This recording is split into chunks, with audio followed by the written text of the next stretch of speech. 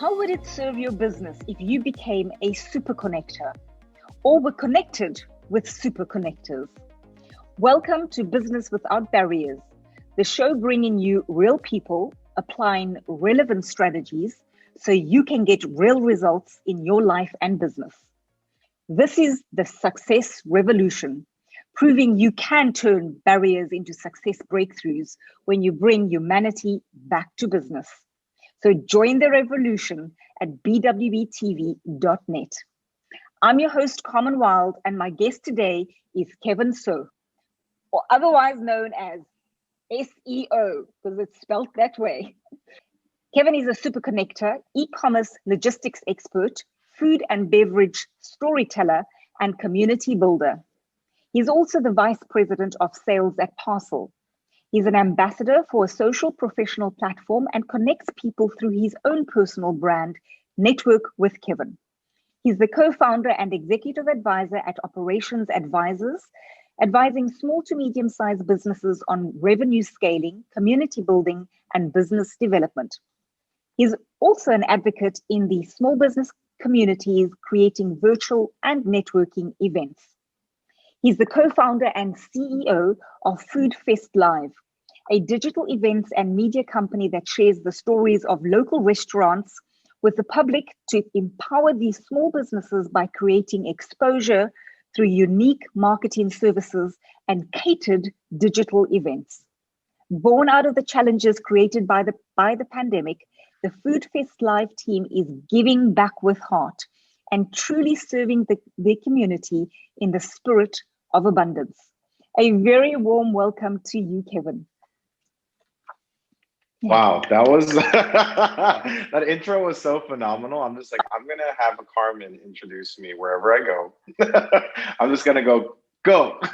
She's gonna introduce it. That was wonderful. That was wonderful. Thank you.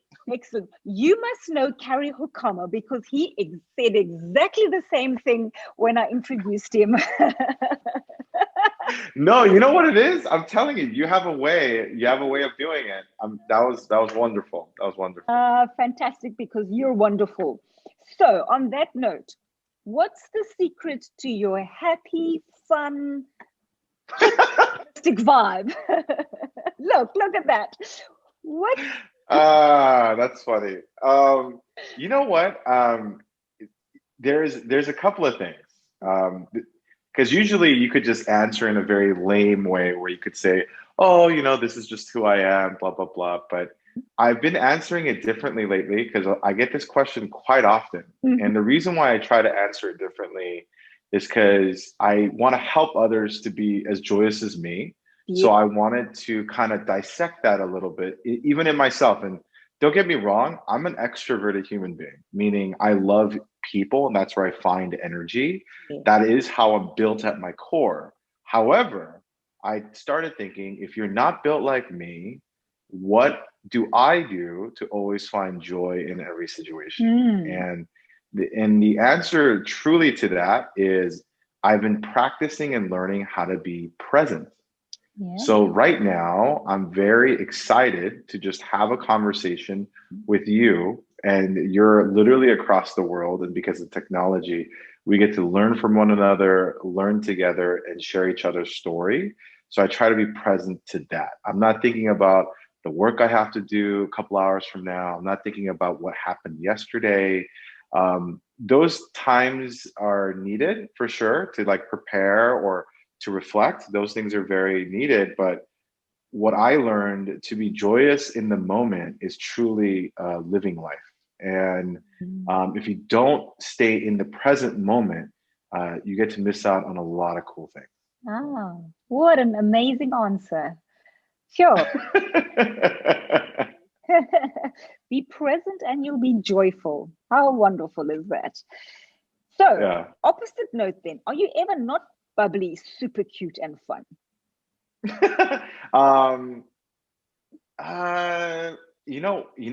It's actually the reverse answer. I think when I think too much of what, when you think of the past a lot, that's a lot of regret. Or if I'm really anxious about what's coming, that's when I lose focus. And for sure, that's when I kind of lose grasp of the joy that I'm missing out on. And I promise people out there, I promise you guys that, like, really, if you just focus on being present, you won't lose that joy. You won't lose Wow. it. So. Amazing. Amazing.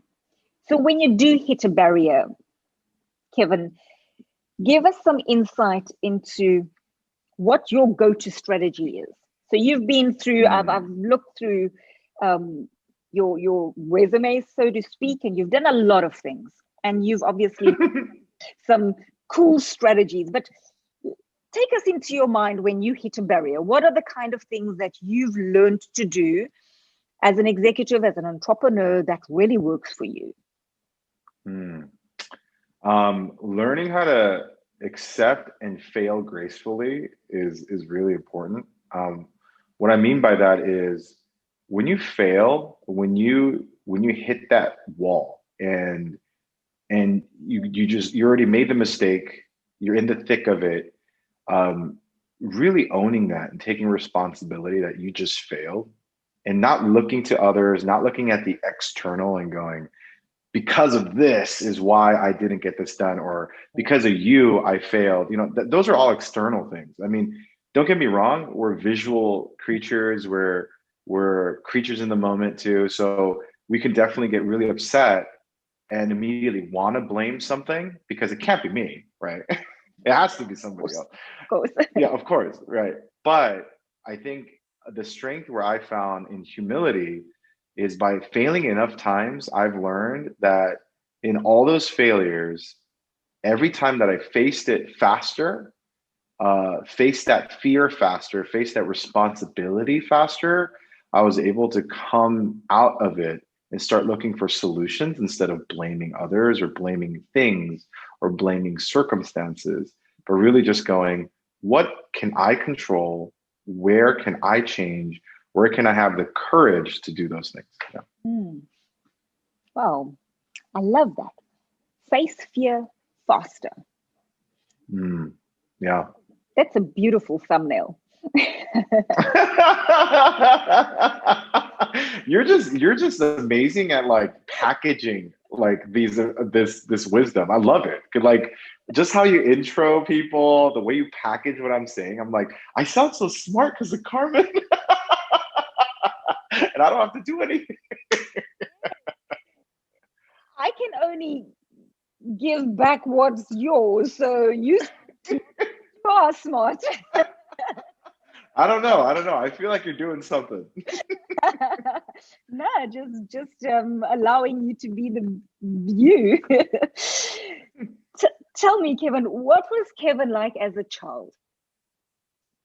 I was a high energy, very high energy, extremely social child. I had a lot of fear of loneliness. There was a lot of fear of loneliness. I come from a broken home. My father left when I was 3. And he came back in my life a couple of times. So, like, because of that, we moved around a lot. And as a child, when you move, you have to make friends quickly, or you're very lonely. So there's always a clique, or there's always, like, a grouping of children, and children are mean, because they don't know, like, how bad or good they're being, because they're children. So growing up, when I went to a new city, or went to a new school, or met these new groups of people, a child being in that environment is very difficult, because there's no consistency.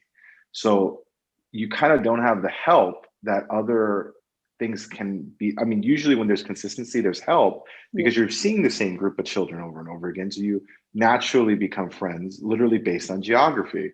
But when you're moving geography, something's got to give. So luckily, I was protected. I was blessed at the time where I was gifted enough to be extremely social, even at a very young age.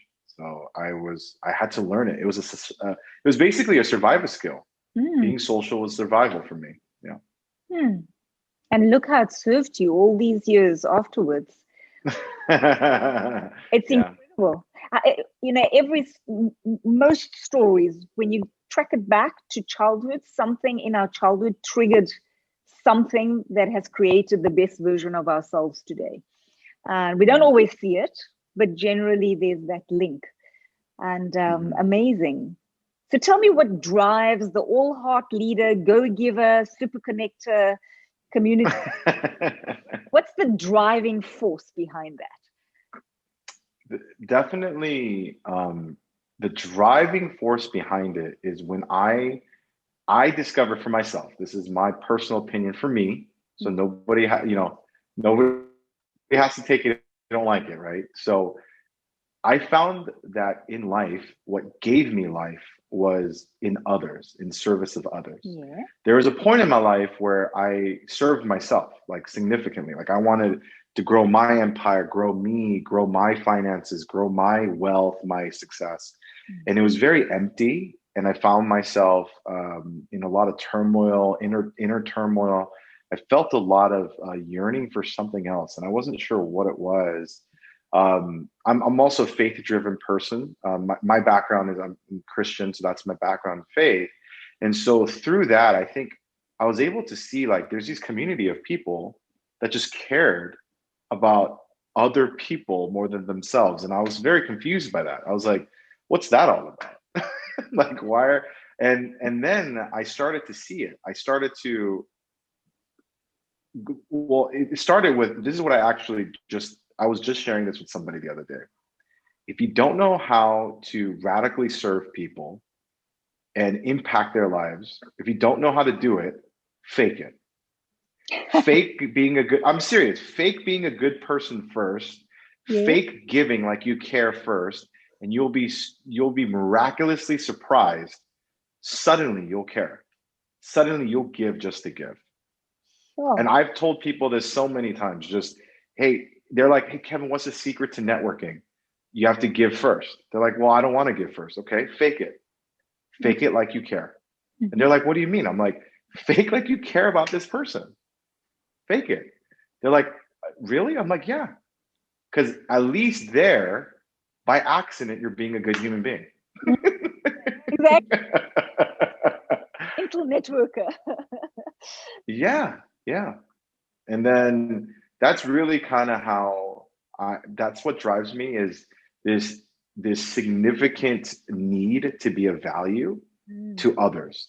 And so my goal, instead of being the smartest person in the room, I want to be the most valuable person in the room. And I don't know what that looks like every time I'm in a room. So I try to figure out what that is. So if I meet someone, I want to know everything about their life. And if there's something I could impact, I try to do those things. And if there's more people in a room, then I try to figure what everybody needs. And if I can do that, that means I still have to invest in myself to grow more value, to give more value. So it becomes this consistent drive of growth focused on someone else and not me.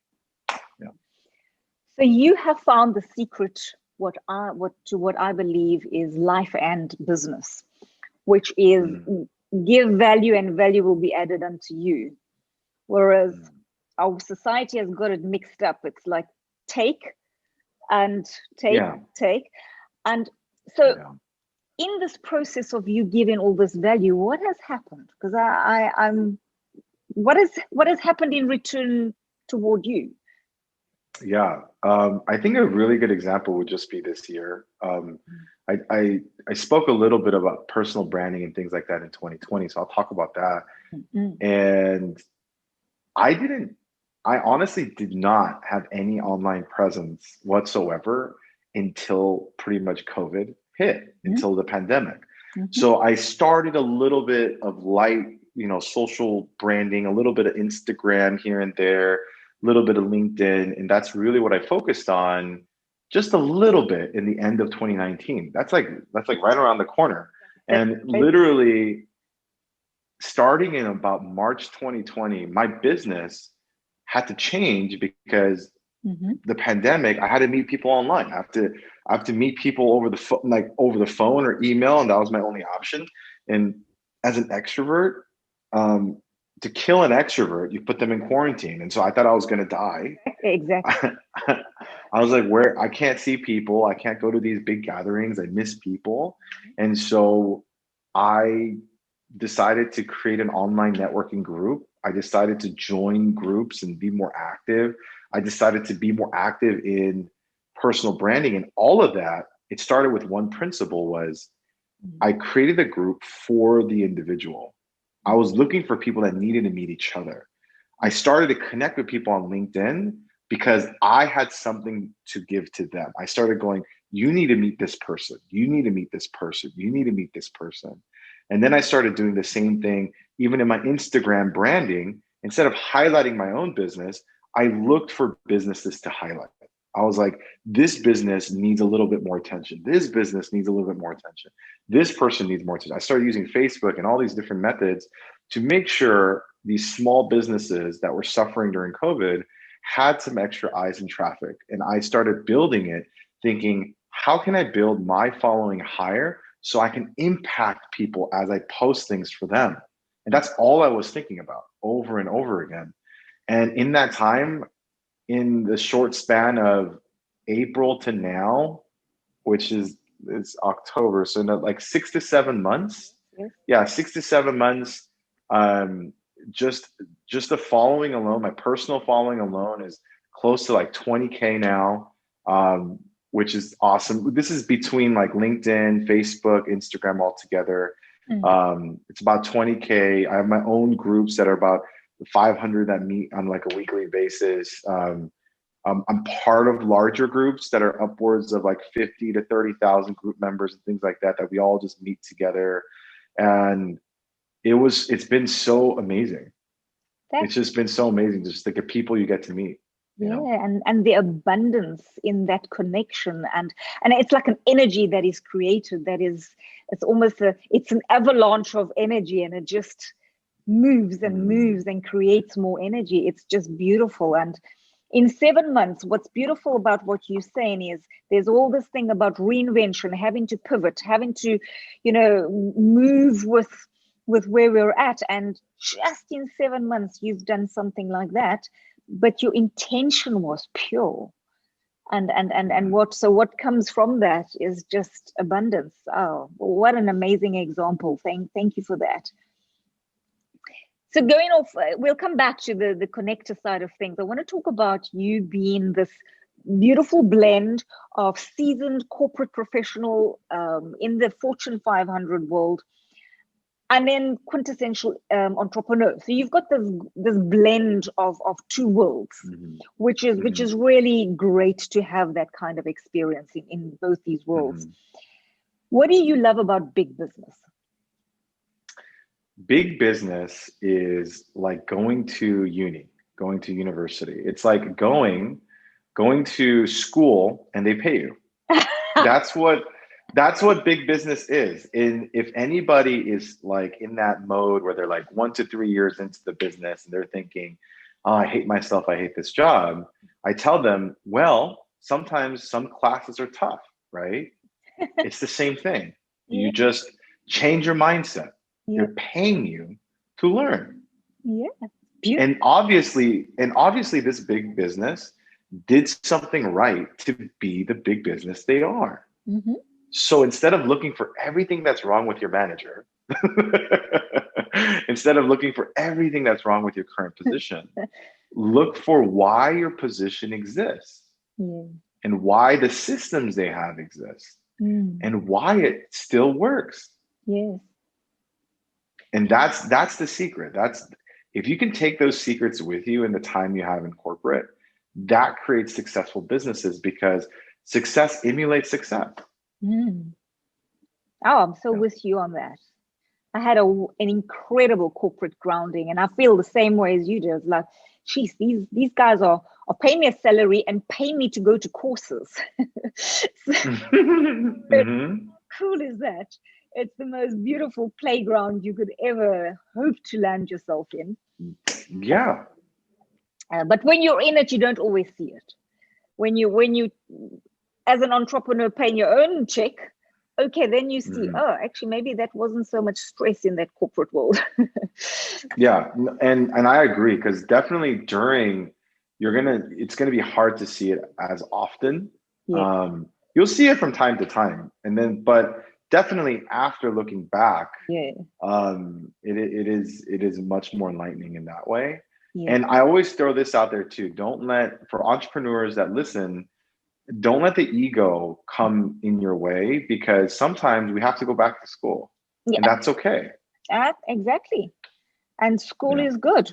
So the right school is good. So what is, because you're still in that space. So what is your superpower in that big business space? So in the big business space, I had the in-person version of what I'm doing now, which is connecting. I still connected there, but it was very specific to a niche. So I was in the construction industry. So what I focused on was really developing the entire ecosystem. So I would know, small subcontractor trades all the way to general contractor trades. And then I would know all of my competition, and I would make sure all of them know who I am in the ecosystem of the areas that I covered. So it's very niched. So I would know hundreds of people in a very specific niche. And that's what I did anyway. And I think early on in my career, by creating those relationships early, whenever I had to continue to move up, it was a really easy plug and play, because I already had my community.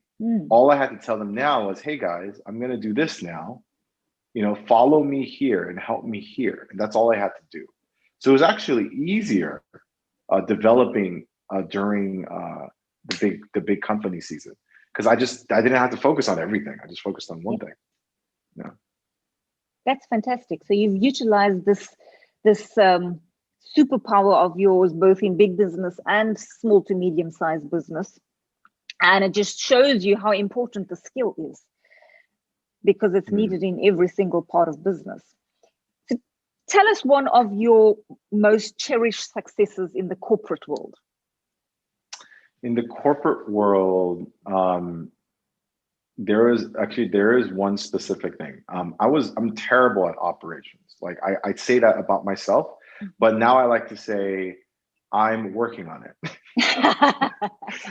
That's what I try to say. So my mindset isn't shut down on that, right? So I'm not the best, but I'm definitely working on operations. And my starting position in this company, in my first 2 years in, I was in operations. And I knew it wasn't the right fit for me, but this is where I started. So there's nothing I could do about that at the time. And so I think one of the best successes there was I was able to transition out of that, where people recognized my sales ability and my ability to manage relationships, and they saw my hyper growth in that. So I was able to get a position at that time to get into the business development role of like my own territory, my own company car and whatnot, and all those different things.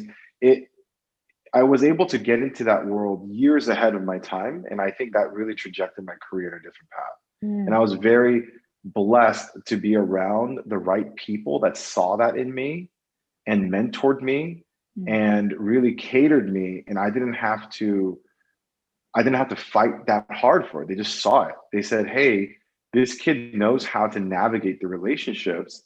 Let's give him a shot. And I was really young. I think I was 24 at the time or something like that. I was like 24 years old. I was only a couple of years out of college because I graduated late, because that's a whole different story. But yeah, like I was just kind of like, okay, they're going to take a shot on me. And I didn't let them down. I went crazy. Like the moment I was able to go out on my own, I was on that phone from morning to night, just meeting. It was nuts. It was a great season for me. Like that was a learning experience. Yeah.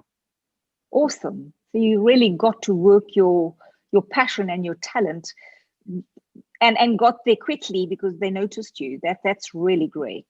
Really great. Yeah. Yeah. If you had, so I'm going to ask you to choose. If you could choose only one direction for your career, so only one, you only had one choice. And the choice is between being a leading expert in a very specific field. So it's a leading expert in a specific field where you could literally pick a company and write your own paycheck versus being an independent super connector. What would you choose and why? I think for me, being a super connector is really important. And so I never actually want to be the expert in anything. I think the reason why is because I'm one of those serial idiots, right? Like you just can't make up your mind. But that way, what's beautiful is I get to meet all sorts of people. I get to meet the engineers. I get to meet Silicon Valley, but I also get to meet Hollywood. I get, very different. I get to meet chefs. I get to go behind the kitchen. I get to eat amazing food. Yeah. And I get to go pitch things to a Hollywood studio. That's so different. And then at the same time, I get to go work with nonprofits and give back to children, or I get to be a part of diversity movements and fight for my community, and to be able to utilize my skill and empower others and move others that are specialists. That is what I aspire to do.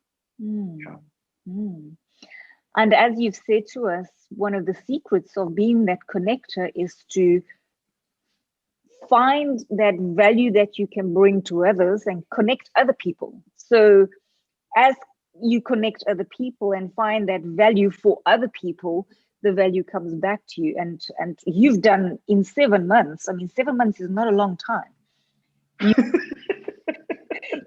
You've literally become a super connector in 7 months. And the reason I'm asking this particular question is because so many people are afraid of this. And our digital world requires for all of us to become maybe not super connectors, but more okay with connecting digitally.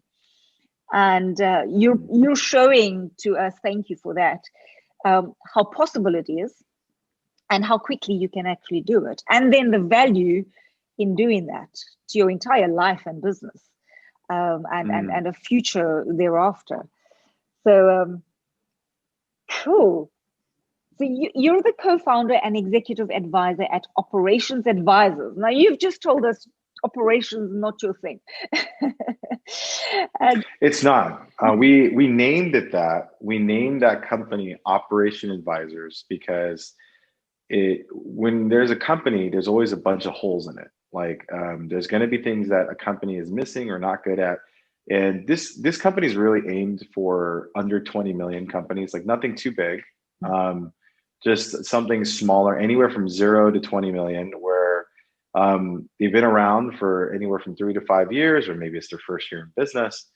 They're going to have some potholes along the way. And I think I've messed around enough with some good folks that we have a lot of good partners that could help them through those things. And I continue to help over and over again in my own private consulting. I realized I'm just going to make a business out of it.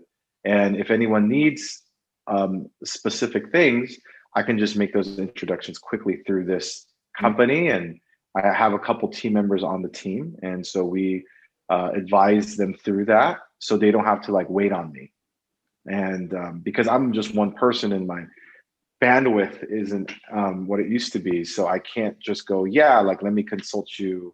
And then I'll say that, yeah, to like 20 other people, then that's impossible. So that's what I realized. So to get some help, that's what Operation Advisors really is. Yes. So give us a little bit of your insight for small to medium-sized businesses. What's the secret to them scaling up for sustained success? Right now, immediately, they need to innovate. Innovation is extremely important. Reinvesting into your business, again, is extremely important. So innovation and reinvestment. And what I mean by that is nobody saw the pandemic coming. It is here now, and it's not going away. And in these next 18 months, the companies will either thrive phenomenally or be completely out of luck. There is no in between in a time like this. You can't just stand by passively and hope that your current model of business can sustain. I wouldn't bank on it. That's very dangerous at a time like this. So what I mean by this is, let's say you have a service practice of any sort, and you're used to just using your network to get those people in. Sounds like a basic business. I've always used my network. I've always used those people to get in. Now, if any of that process was changed, meaning the people in your network's lives have changed, so it's already changed, you need to figure out how to create a much larger funnel to figure out how to bring more people's eyes to your business, even as a service. So whether that's, so the easiest innovation is if you're using your website as a giant business card, you are wasting space, because that's not what a website is for. There's so much functionality now that if your website is just, Kevin the businessman, and that's my business, and it's just a big old billboard for you in the internet, and you get one visitor a month, or you just have it because you have somewhere to send them to, don't do that. That's a waste of space. You need to create that website to do something for you. That is your property. This property should convert for you. Why not? That is just a small tidbit of what I tell people, is because these small innovations are important. Like for a restaurant, walk-in traffic used to be a majority of their business. A lot of businesses that I talk to today, it's 10% of their revenue now. Which is devastating. It hurts my heart. Then what does that mean? You need to create a digital walkway. You need to create a way for them to see your store without them walking by, because they're not going to walk by anymore because of COVID, at least in the short term. Now, do you just lose out in the next year of sales and try to survive? Or will you thrive like some others have, and they're already up 30, 40% in sales? How are they doing it and you can't, when your food is better? It makes no sense to me. Incredible advice. Really nice. I like your digital walkway. That's, and we all need to do that, no matter what business we're in. We have to make that shift. And when we get over the fear of the digital walkway, we actually realize it's a pretty cool space to be in. Absolutely. And even for me, I learned it firsthand, even for me.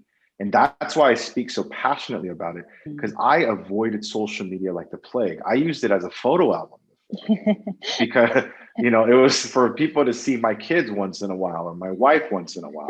That's really what it was for. Now, using it for communication, personal branding, it legitimately 10x's everything you're trying to do. What was your secret in learning it so quick? It's a hell of a steep learning curve because there's so many elements to it. There is. I kept it simple. Yeah.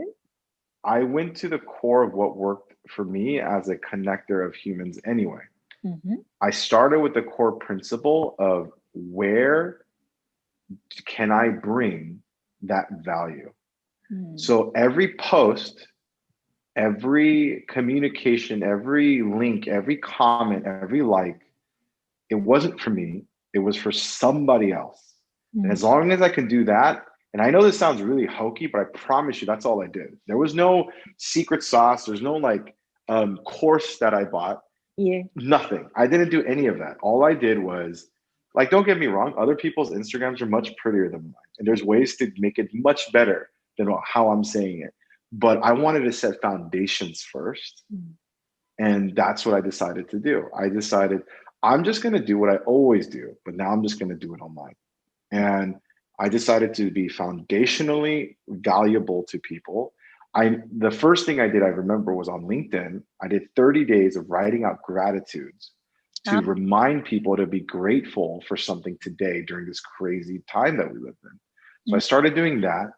That led to, I'm going to start posting things on Instagram for other people's businesses. Then people started reacting to it, saying, hey, thanks for highlighting my business.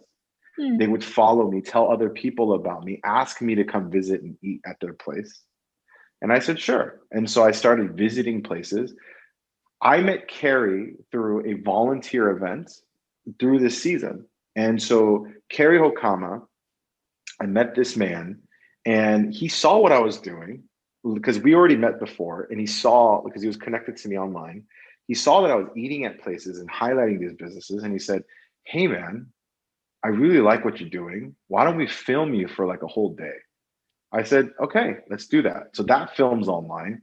That film going online, everybody's like, what is this guy doing in this industry with small businesses? And so that escalated to more. And then I created that networking group for others. They all got to meet me, know me. They connected with me with more people. See how it's like constantly, organically, it's a domino. It's a domino of giving. It's incredible. And it's, again, you keep bringing it back to value, value, value.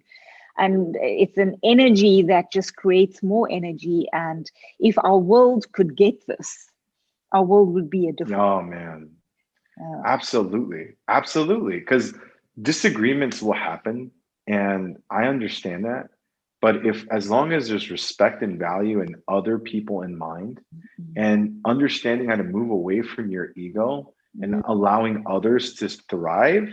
Yeah. Like, I know that's very against the grain sometimes, but it always feels like, oh, this is not the right thing to do, because I feel like I'm not going to get anything out of it. Already that mindset is not good, right? Exactly. Yeah. But if you keep forcing that out of your head and go, you know, I'm just going to do it. I don't care if I get anything back, and I'm just going to allow this to happen. It's incredible what happens in return.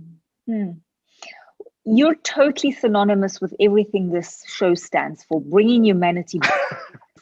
You are the human in humanity. You are totally like bringing it back in an epic way. And look what happens. It's you can't even fathom the quantum of the value that returns in, and it's not always in monetary return, but there's so much that's priceless that you can't even put a price to it. So 100%, I agree. It's an energy that is infectious. It's magical. So thank you for sharing and showing us how we're supposed to be. Just what's bizarre is we say it's like, it feels like we're going against the grain, but actually it's what we truly are. But our society has created a fabric where we feel like what's truly human is going against the grain. I mean, how bizarre is that?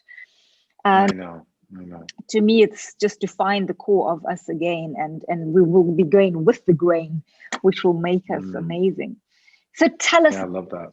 Yeah, tell us about this FoodFestLive. It's delicious. Oh man. Oh, tell us about it and what inspired. Yeah, I am so passionate about this project. So this is it's one of those rare moments in my life. This has never happened to me where I didn't have to force anything, like at all. And it feels really good, and it's moving really fast. And it's kind of like everything that I've been doing kind of led up to this moment, which is FoodFestLive. And it started during the pandemic, where I started seeing businesses go out of business, small businesses hurting. And, you know, there's a lot of these places that were like my childhood favorite restaurants and whatnot that are gone. And so I started to think about, man, there must be something I could do. So that's when I started going out to neighborhoods, started eating and things like that, filming myself. Simultaneously, a couple of young men, Alan Chen, Calvin Hang, these are other guys that are in FoodFestLive. They met together and started talking about it, because Alan ran a media studio. He created commercial media for businesses, and Calvin was a social media, like, up and coming riser. Like, he's somewhat of a guru or whatnot that just knew how to use social media. And he also had pop-up restaurants that he did. They started talking about this, and they met with a couple of other guys, decided we want to try doing digital events, virtual events for food. And they were like, we don't know how to do it. And so they called me and said, Kevin, can you help us? And I said, what is this? And they told me about it and told me the passion. And that's just kind of how we all kind of came together originally, trying to do these digital events. And as we went along, I started to get the need and sense of what these people really needed was they needed somebody to help and teach them how to innovate and how to use medium and different types of social media to create that digital walkway. And I thought to myself, if we put in money, use all our money in the beginning, we'll give ourselves a couple month runway. Let's just go create a bunch of free media. And let's see what happens. And we did it. We started creating media. And we only started posting it 4 weeks ago on a YouTube channel. Oh. And that was only 4 weeks ago. Now we've been meeting for 3 months or so, like doing other things, trying to like figure out what to do. So this project's been around for about 3 to 4 months, but we only started releasing content about like 4 or 5 weeks ago. And in the 4 or 5 weeks, we have 150 subscribers. We have 500 views per video. We finally got our URL, which is FoodFestLive, so it's moving very fast in that sense. But the other part of this that's beautiful is that every restaurant we meet, the way we make money, I figured out a way where I don't have to go, I'm going to charge you for me to come film. I didn't want to do that. Something felt wrong about that. I don't know why. Don't get me wrong. There's tons of businesses out there doing that. Mm-hmm. I'm not saying that's wrong. But the purpose of the core of what we're trying to do is help the small business owner. I just felt weird about charging them $2,500, $3,500 for one video. I was just like, I don't want to do that. Is there a way where we can keep filming, putting it into the world, and doing it for free? And I finally figured it out. And this is where I think we're going to be a disruptive media company. What we do is we basically help become the broker of record. We consult this business. We switch out their vendors to make it cheaper for them. We make the residual income on the back end so we can create free content forever. And nobody's paying for anything. The vendors pay me. But besides that, no one pays. So that meaning that for the restaurant owner, your costs have not changed. This is something you have to spend money on anyway. And then if you want it from there, we can do further engagement, marketing strategy, and that goes back into the consulting side. If they want to do that, that's different engagement. But all those options are open now where we get to help these businesses thrive. And we get to create stories and content that drive eyes to the food entrepreneur. Wow. And so I think we're at the cusp of disrupting a pretty big industry. Sure. This is pure genius. And let me ask you again, Kevin. You say you're not quite the operations person, right? I'm working on it. But you're quite the operator, right? I'm working on it. I'm absolutely working on it. Yeah. With this, him and his team came up with this genius disruptive idea. Okay, we get.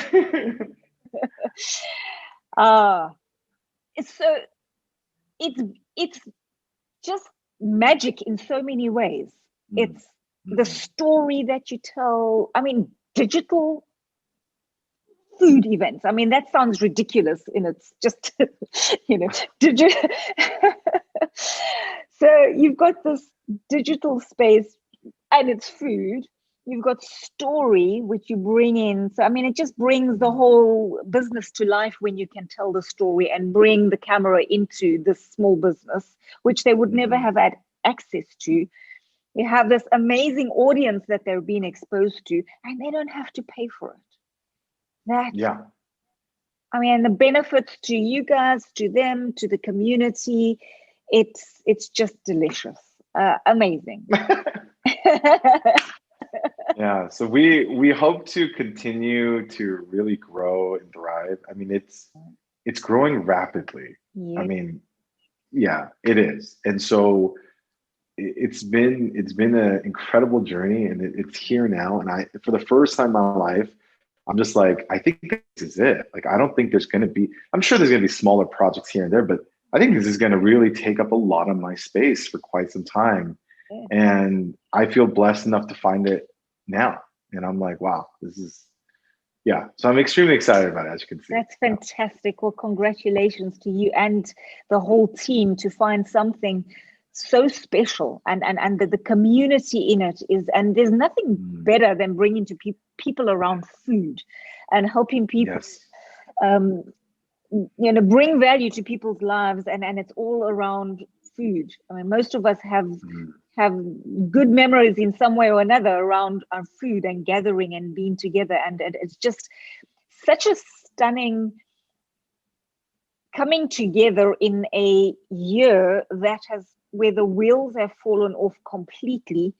You have found this recipe for success in the most disruptive way. It's amazing. And I mean, I've watched some of the videos, and you just smile. You can't help but just smile and laugh, and it's joy. It's pure joy, which is incredible. It is. So it's joy. It's joy. Yeah. Got something going here that's just amazing, and the amount of different ways it can go is endless. Yeah. So we're just gonna, we say it's lifestyle, but it's surrounded with good food. So. Yeah. Well, we're watching this space. We know you're going to do better and better things all the time. What right now? We've got an idea of what it is. Do you have a vision for where you want it to go, or are you letting it just take its own shape? So definitely, it is taking its own shape. Like we're much more of a media, like YouTube channel, content creation type company now. A little less on the digital events space. Now we still want to do more digital events, which will come up. But it's been really fun. It's been really fun doing all this stuff. And I guess there's a pivot that's coming. There's definitely a season coming where I might pull away from other projects a little bit more, so I could focus more on this. So that's what's coming for me, is that I eventually definitely want to grow this to where it can grow. And I think it can get quite fun, and we just want to keep doing that. And more businesses. We just want to impact more businesses. That's all. Fantastic. So if you were to scan your memory bank, what would you say is the most cherished magic moment in your life? I mean, this is an easy one, but it's going to sound so cliche. But it's when both of my sons were born, and the reason why, and it was when my firstborn, when he turned 3 years old. Because for me, these moments are it's a little special, because for me, I have a chip on my shoulder, right? So my father left me when I was 3. So for me, every day that I have with my son past the age of 3, now he's 4, is a very monumentous moment for me. And it's kind of like, so even though there's all this stuff going on with business and all these different things, I have to also truly say, yes, my ambitions of impact and what I think, my higher power has planned for me is to really engage with these large communities. But at the same time, there's a part of me that if I had to leave all of it just to spend more time and be engaged with my 2 sons and my wife, I am willing to drop all of it to just do that. Because at the core of when all of this started, I just wanted to be a good dad. And so I still think that's the core of what I really want. So just lovely. You have another special something that you mentioned about your going to college or something? Going to college. With following your wife to college or something of the sort? Oh, that was actually a really good decision, because she was my girlfriend at the time, Yes. and all of my friends, well, most of my closest friends, either didn't go to college. Mm. They were either in the military, work, or in prison. Those are kind of like the options. Sure. And Option. but I made it to college, and I was a complete idiot. And I had I had a 1.2 GPA, which is out of four. That's a failing number. And that was an incredible breakthrough moment for me, when there was a moment where I was going to drop out of school, just give up on things because I was a slacker. I didn't really care about much. There was a breakthrough moment there, going back to the church, going back to my roots of just really working on myself. There was a moment where I sat down with a career advisor. Yeah. So in our colleges, there's someone that advises you in your future. And we sat down together, and he looked at my grades. He saw the 1.2. He saw, what I was doing. And he said, well, looks like you're going to have to drop out of college in a couple months.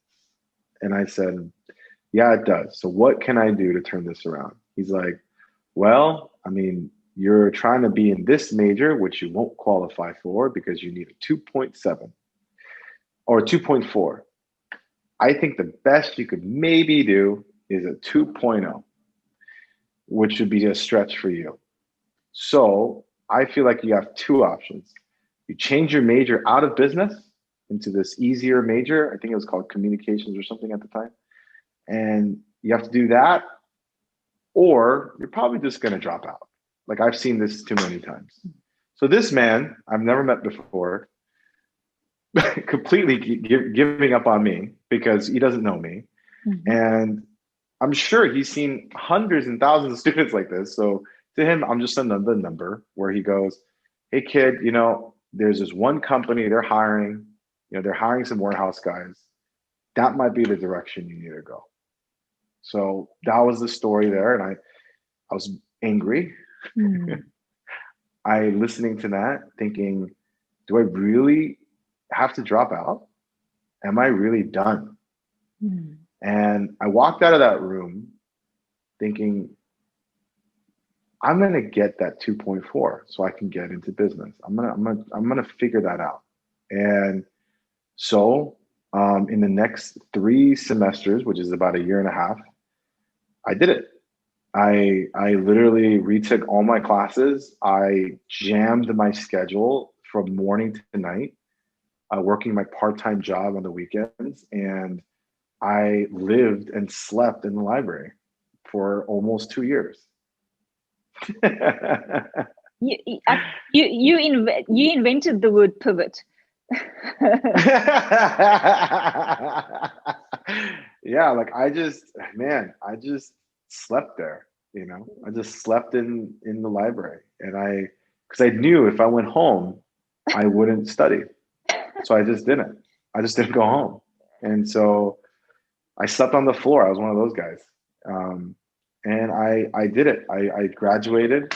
I got my business degree, which I don't, which I don't even use really, but That it's was the it's still, yeah, being able to do something someone told you you couldn't, and yeah, I mean, the breakthrough is what was important, and yes, also the belief that the belief that you can do, but you just set your mind to, you can do it. And mm-hmm. what a fantastic story. Amazing. So Yeah. talking about you know being mentored or studying, you had the good fortune of having a mentor, the founder of LinkedIn. How did that happen? Eric Lee. So yeah, so this is also a tribute to the amazing um, advice I got from my other mentors, and the season that we're in of pivoting and growing and 10xing and things like that, and finding those breakthroughs. And one thing I'll definitely mention is um, I was taught really early on that you're going to have your strengths and your weaknesses, right?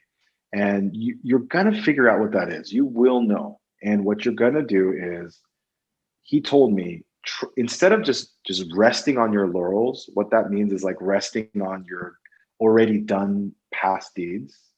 Why don't you try mastering your strength and being adequate in your weaknesses? And I was like, that's so hard. Like, I'm already pretty good. And he said, no, why don't you try to master it? That's a waste of energy. There's a waste of growth that you're missing out on. So he always drilled that into me. And then, so I remember that during this season, when I started networking and trying something new for the first time of personal branding and online networking, I decided that I'm going to master networking. I'm going to continue to bring so much value that I'm going to meet as many people as I can. So I was in a web conference, and Eric Lee shows up into the conference. It's his founder of LinkedIn. And I was like, there's an Asian founder of LinkedIn? Like, I didn't know this. So I looked him up online. I looked him up on LinkedIn, and sure enough, he exited a few companies, and he happened to be the CTO, the guy that made the damn thing. Like, he made LinkedIn. That's what the CTO does. You're part of the software development of this product. And I was like, okay, I don't have that skill set. That would be super cool if I got to know him and learn from him. So I saw and looked up who he was and what he was doing. I was like, where can I bring value? Because what's the point of meeting someone if you have no value to bring? That's really how I thought. And so I saw that on JoinHub was his new social media professional platform. I knew it was new, and I met one of the growth leaders there, Lisa Ma, and she introduced me to the platform. And I started to think, if I can grow members on this platform, I'm sure he'd want to meet me. So I brought thousands of people there. And so by bringing thousands of people there, I messaged Eric after another webinar where he happened to be on as one of the speakers. And so I asked him, hey, Eric, I'd love to have a minute of your time. I'd love to talk to you about your platform. And so I became an ambassador for his platform. And after that, we became good friends, actually. And then once we became good friends, I said, I'm going to seek your mentorship. I'm going to ask you about different projects that are coming up. And some of the projects of the back end of what I'm working on today at FoodFest, he is now potentially going to be the advisor as well. So it's it's incredible. Like, he's a very giving man. He's a very giving man. But I just wanted to, and that's what I did. I just had to learn where the value proposition is, if I can get that value and bring that value. Or even sometimes I had to find who else has the value and bring that person to this person, so there's a connection. And so I introduced Eric to a lot of people that brought value to his business. And so I was able to meet him through that. And I've met some incredible people along the way. I don't know if you've heard of Rotten Tomatoes, the review site. Have you heard of RottenTomatoes.com? Heard of it, but I don't know it yet.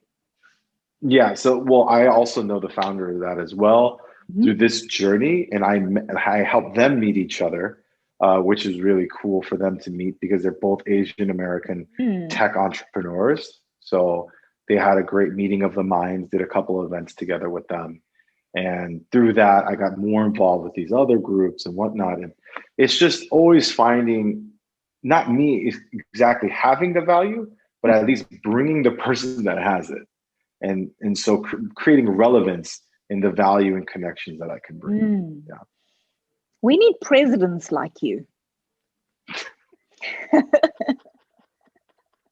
That's dangerous. Now, you know what's funny is my wife asked me about politics several times, and I was like, I think that would be a very bad decision, only because it's like so much exposure. Like, ooh. Yeah. We'd have value in our world, which is, anyway, I'll plant that seed. Let's see. For now, you can be president of companies, which is also great. Yeah. And communities. One final question. If you could speak to all 7 billion people right now, what message would you love to share with them? I would like to say something simple and memorable. In every action that's taken, love first. If they can do that, that would be incredible. Because right now, I see so much turmoil. There's a lot of pain. There's a lot of dissonance. A lot of separating of ideas. A lot of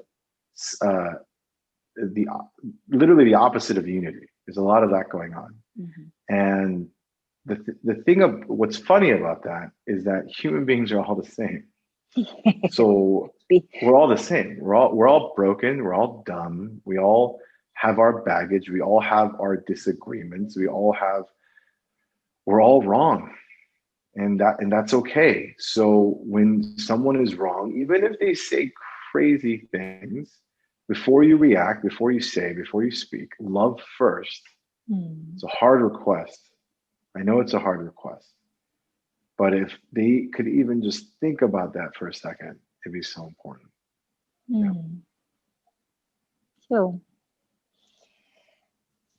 Sure. What more can we say after that? It is it's value and love. That's been the message right through this delicious interview. Or not interview, conversation, chat across the world, connection across the world that was filled with love and value. And thank you for sharing your love in such spectacular ways, Kevin, and adding your value and bringing your value and showing that that's the secret. Add value first, give first, go first. And everything you could possibly wish for and even more just flows back to you. So thank you for this magical hour. And I know you guys are going to just continue doing watching this space. And thank you for your infectious energy and beautiful being a beautiful human being. Thank you for that. No, thank you so much. You're an incredible hostess. You're an incredible interviewer or questioner or whatever, the host. Basically, you're incredible. You're so good at packaging everything up. So thank you for that. I really enjoyed it. I really did. Fantastic. Thank you so much. And thank you to everyone listening. It's these moments that really, we, like Kevin said right at the beginning, being present, just being present with these beautiful moments where we can remind ourselves what being human is. So let's bring humanity back into business, squarely right back into business, and add value. Do it with love. Connect, because that's where the value actually is. And collaborate instead of competing.